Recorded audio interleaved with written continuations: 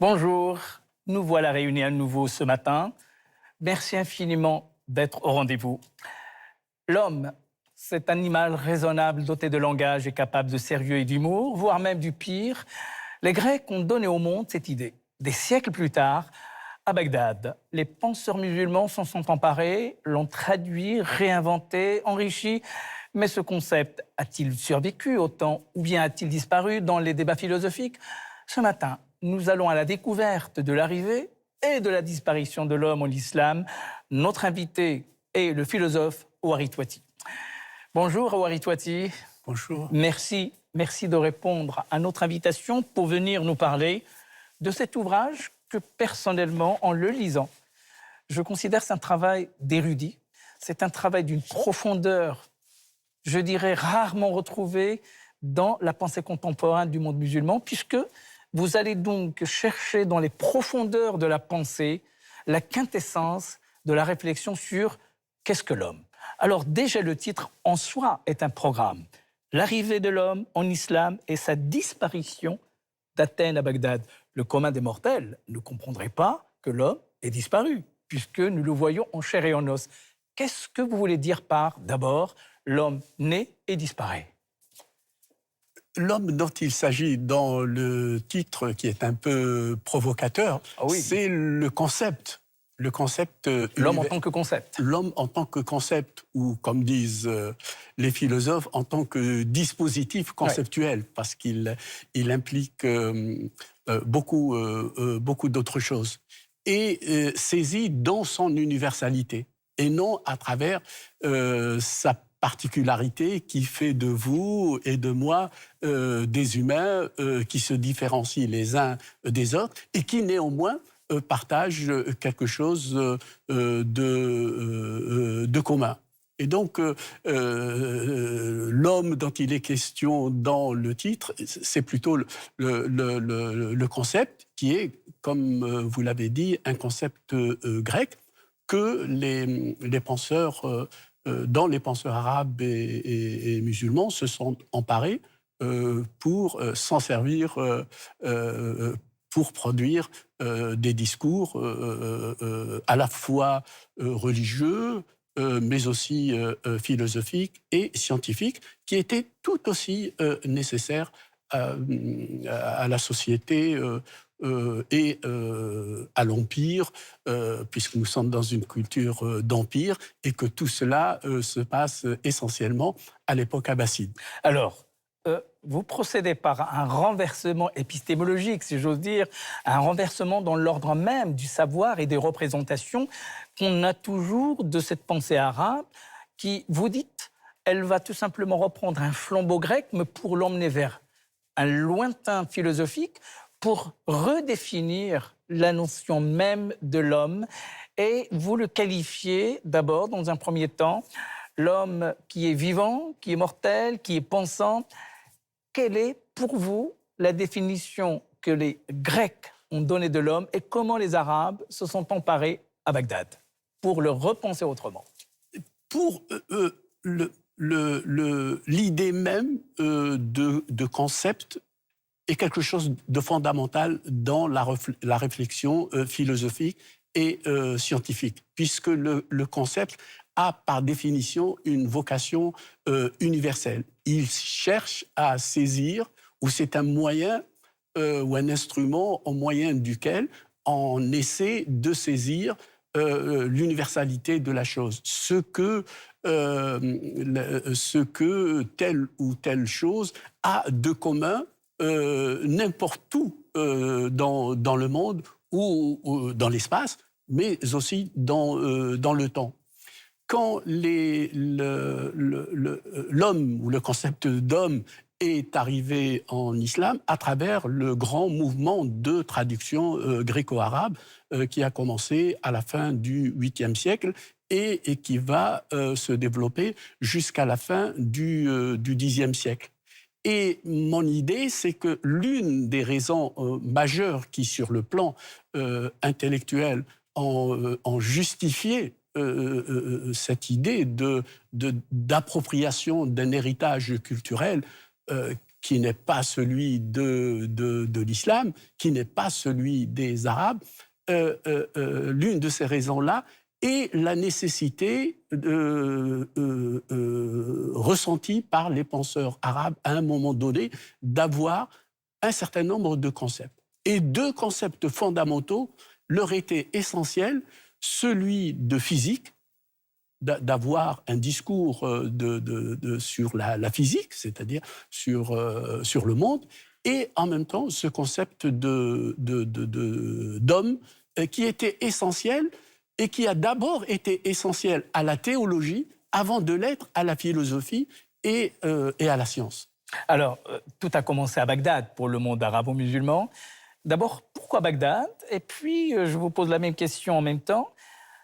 Quelles sont les principales figures philosophiques et théologiques qui ont été à la tête de cette réflexion autour de l'homme comme concept et qui vont prolonger en renouvelant la pensée grecque et qui seront les précurseurs pour l'humanisme à venir? Alors d'abord, pourquoi Bagdad? Bagdad, assez souvent, c'est une façon de parler. Parce que si Bagdad a été pendant longtemps la capitale des Abbassides, d'ailleurs c'est les Abbassides eux-mêmes qui l'ont fondée, une autre partie de la vie des Abbassides s'est déroulée dans une autre ville irakienne que les Abbassides vont eux-mêmes construire et qui n'existe plus. Il en reste quelques rares vestiges archéologiques. C'est la ville de Samarra, qui est aujourd'hui représentée par ce fameux minaret en colimaçon, qui est un des joyaux de l'architecture. Mais on va dire que c'est qu'assez souvent, c'est dans les capitales, là où siège le souverain, où il y a une grande cour, il y a les grands marchands, il y a les grands lettrés, que le développement intellectuel et scientifique se fait le mieux. Mais ce qu'il faut savoir, c'est que avant les Abbassides, les Omeyyades ont traduit aussi des écrits grecs ou persans. La particularité du mouvement de traduction gréco-arabe à l'époque abbasside, c'est qu'elle obéit, cette traduction a obéi à un programme. On n'a pas traduit des livres, paradoxalement, on a traduit des corpus et des programmes. C'est-à-dire, on voulait connaître la philosophie grecque, on a traduit tout, ou à peu près tout, qui concernait la philosophie grecque et la façon dont la philosophie grecque était enseignée à l'Antiquité tardive, à Athènes et à Alexandrie. De la même façon, quand on a voulu étudier les mathématiques, on a traduit tous les traités de mathématiques disponibles. C'est la même chose pour l'astronomie. Donc c'est un véritable programme qui est à l'œuvre dans le mouvement de traduction. Et l'autre erreur de perspective qui est souvent faite, on a pensé que la culture arabe classique ou islamique classique a d'abord traduit les Grecs, mais pas que les Grecs, les Persans, mais aussi des textes du sanskrit. Ensuite, elle a développé ses propres productions, ce qui est historiquement erroné. C'est-à-dire que le mouvement de traduction gréco-arabe a accompagné un mouvement de production culturelle, scientifique, religieuse, intellectuelle. Et le mouvement de production endogène s'est nourri justement de toutes ces traductions. Alors ce mouvement dont vous parlez n'aurait jamais pu exister s'il n'y avait pas une atmosphère, comme on dit, c'est-à-dire un contexte historique, politique, social de l'époque qui avait permis l'éclosion de cette réflexion, car on sent que les penseurs, théologiens, philosophes était libre de penser des choses si graves, si sérieuses. Le premier qui lira le livre « L'arrivée de l'homme en islam et sa disparition » serait un peu choqué s'il avait ce qu'on peut appeler une culture, je dirais, très, très basique. Mais quel a été le contexte bagdadien au moment où l'éclosion de cette pensée était en train de se faire? Comme toujours, il est très difficile d'expliquer les raisons pour lesquelles un phénomène social, culturel ou politique apparaît dans l'histoire. Dans le cas des Abbassides, l'une des hypothèses qui a été formulée par un très bon connaisseur du mouvement de traduction gréco-arabe de cette époque, qui s'appelle Dimitri Goutas, selon lui, c'est sans doute parce que les Abbassides avaient besoin de développer l'astrologie qu'ils ont initié en grande partie. L'une des raisons principales, selon lui, c'est la nécessité de s'approprier le discours de l'astrologie. Et pourquoi l'astrologie? Parce que l'astrologie était une sorte de science politique. Et donc, l'astrologie était importante pour eux par sa fonction prédictive. Elle prédisait non seulement ce que les individus allaient être dès leur naissance, mais également les royautés, la durée de vie des royautés, des empires. Donc sa portée était considérable pour des politiques qui voulaient se projeter dans le temps, autant pour le maîtriser que pour savoir jusqu'où irait leur puissance. Donc sans doute qu'il y a cette raison-là, mais il y a aussi d'autres raisons. Et l'une des raisons majeures, c'est qu'il n'y a pas que les souverains abbassides qui ont œuvré au mouvement de traduction gréco-arabe. D'autres, de véritables forces sociales ont œuvré communément à ce mouvement de traduction. Mais pourquoi? Parce que ils appartenaient souvent à différentes communautés ethniques ou religieuses. Mais toutes ces communautés-là avaient produit des communautés savantes dont la langue de production était l'arabe. Et en même temps, ils produisaient une culture à laquelle ils pouvaient s'identifier tous, indépendamment de leur origine ethnique ou religieuse. Sans compter que l'une des raisons pour lesquelles le mouvement de traduction gréco-arabe a été initié, c'est la nécessité dans laquelle les musulmans se sont trouvés de produire un discours théologique, de produire une théologie islamique. Alors, on a eu tort, à mon sens, depuis Louis Gardet, de considérer le kalam, c'est-à-dire la théologie islamique, comme une théologie apologétique et en même temps défensive. Non, elle n'était pas uniquement un moyen de défendre l'islam. Évidemment, toutes les théologies qui existent dans les autres religions sont là faites pour défendre l'islam, défendre leur religion. Mais la théologie est aussi un discours sur le monde, sur les hommes, sur l'univers, sur Dieu. Et donc, elle est aussi exigeante que la philosophie. Alors, comment un théologien, y compris de l'époque, pourrait-il entendre, voire même chercher à comprendre, ou en tout cas contribuer à cette réflexion quand on lui parle de l'arrivée de l'homme et de la disparition, la mort de l'homme? Qu'est-ce que cela signifie exactement, la naissance et la mort de l'homme? Parce que dans la religion, l'homme ne meurt que selon la volonté de Dieu. Il ne meurt pas autrement. Mais ce livre a une autre lecture, non pas la lecture physique, mais une lecture intellectuelle et conceptuelle. Alors, si vous voulez expliquer à des élèves devant vous la naissance et la mort de l'homme, qu'est-ce que vous leur direz? L'homme, en tant que concept, Oui. était opératoire dès lors que l'on avait besoin d'un certain nombre de sciences, parmi lesquelles même l'astrologie nécessite d'avoir un concept universel de l'homme. Il est un peu compliqué d'expliquer ici comment, mais c'est très important de le savoir. Et en même temps, l'astrologie est un discours aussi sur l'univers, puisque tout se joue à travers l'influence des astres sur la conduite des humains.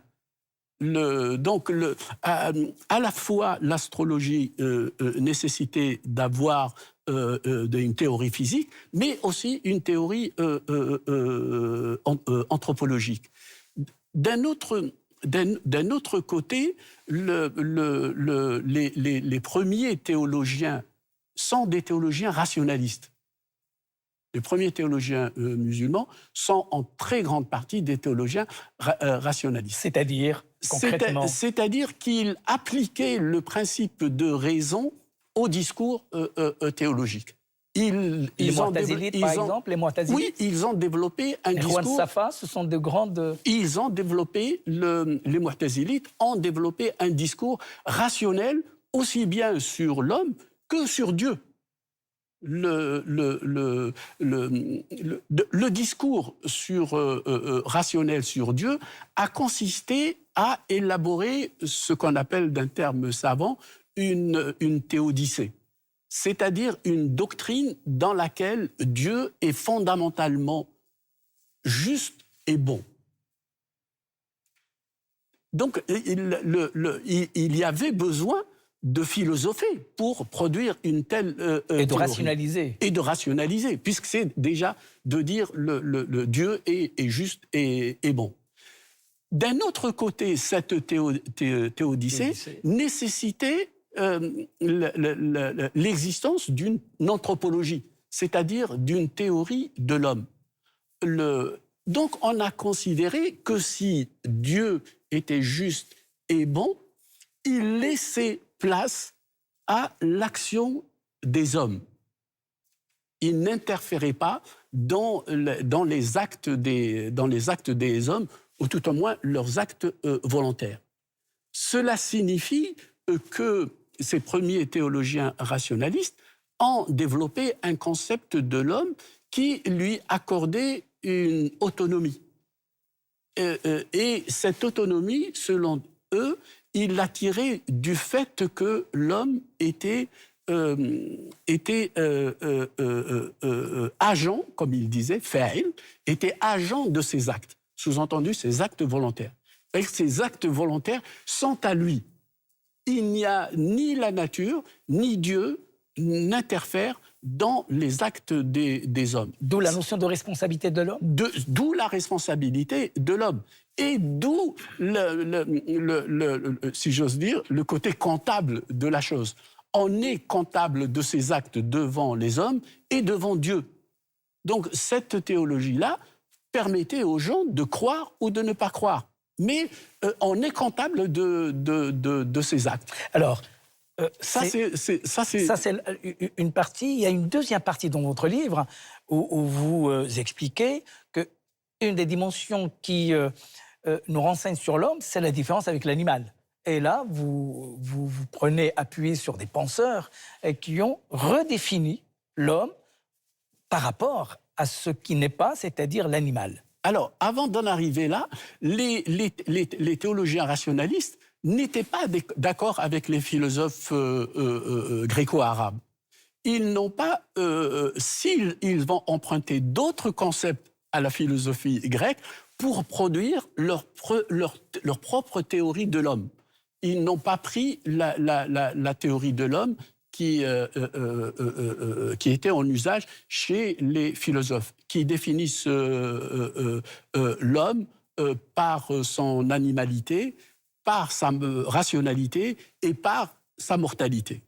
Donc ce sont ces trois éléments. Là, on a une définition logique de l'homme. C'est que l'homme appartient au monde animal, mais il se différencie des autres animaux par sa rationalité.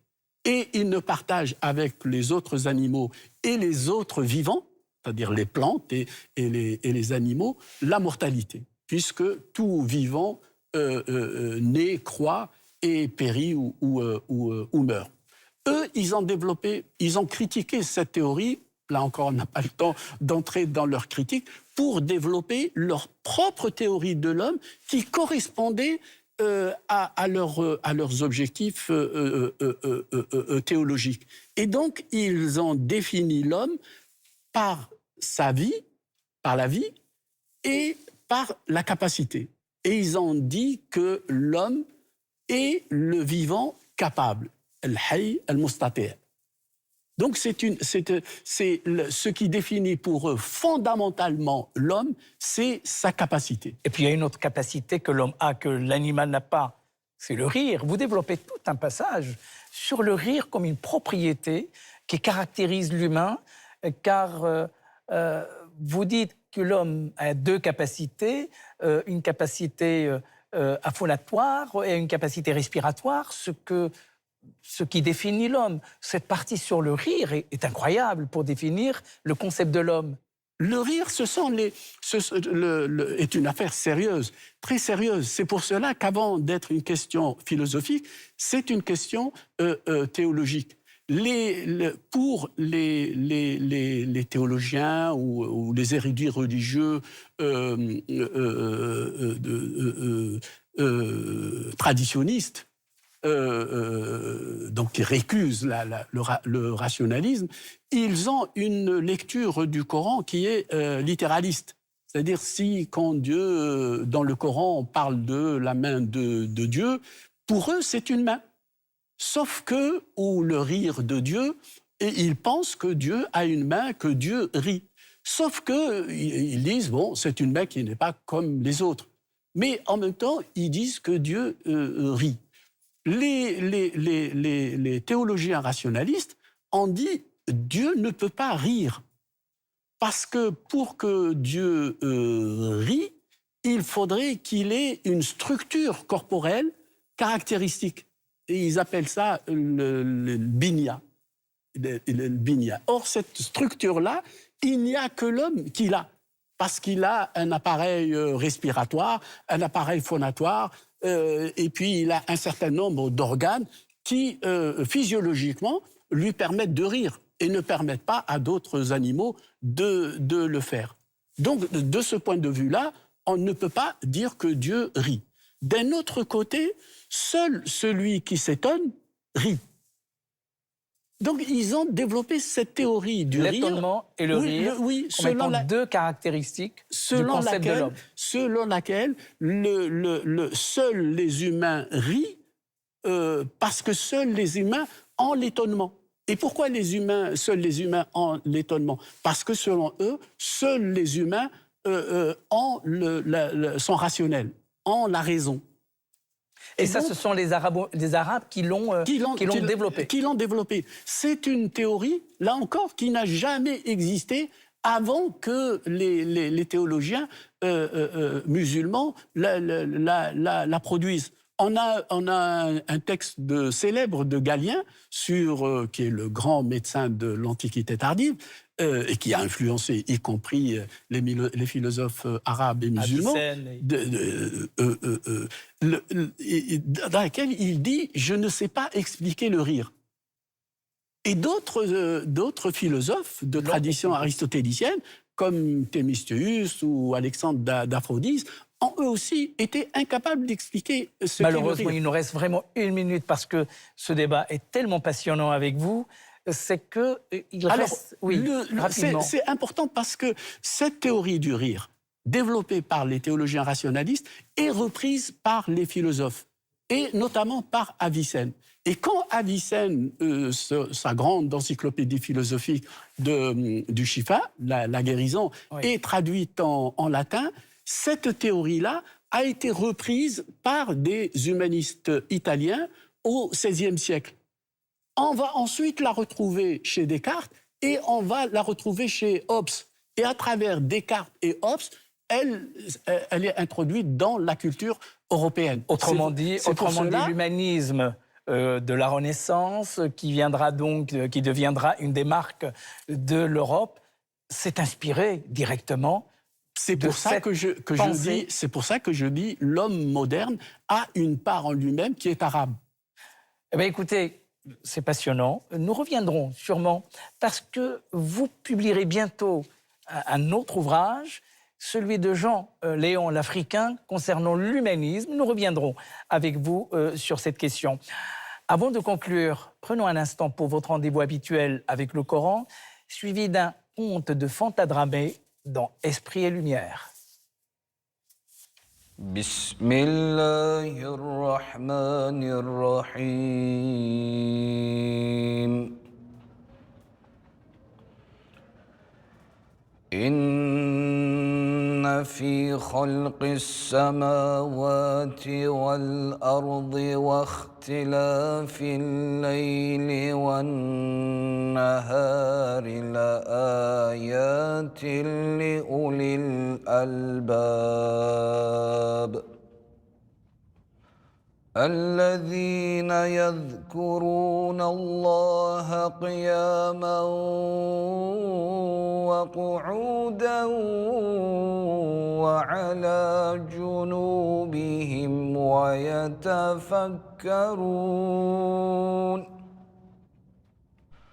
ويتفكرون في خلق السماوات والأرض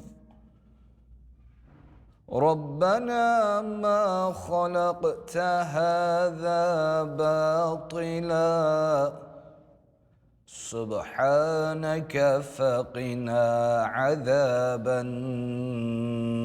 النار صدق الله العظيم.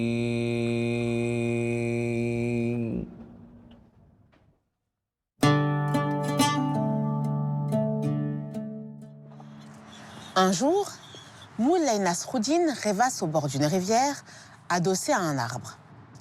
Un jeune homme s'approche et lui dit « Ô Moulay, tout le monde vante ta grande sagesse. Dis-moi, qu'est-ce qui est le plus important, le savoir ou l'expérience ?» Pour toute réponse, Nasruddin ramasse un caillou, le tend au jeune homme et l'invite à le jeter dans le cours d'eau. Le jeune homme, intrigué, obéit. Une fois le caillou jeté, Nasruddin lui dit « Maintenant, plonge ta main dans l'eau et attrape-le. » Le jeune homme fronce les sourcils. « Mais je ne pourrai pas le retrouver. L'eau est trop trouble et le caillou est déjà loin. » Moulay Nasruddin hoche la tête et répond « Vois-tu, le savoir est comme ce caillou. Tu peux l'acquérir, mais il est facile de le perdre si tu ne l'utilises pas. L'expérience, quant à elle, est comme ta main dans l'eau. Elle te permet de sentir et de comprendre les choses que tu ne peux pas toujours voir. » Le jeune homme réfléchit profondément aux paroles de Nasruddin et dit « Mais alors, lequel des deux est le plus important ?» Les yeux pétillants de malice, Nasruddin lui répond « Le savoir sans expérience est comme un caillou perdu dans l'eau.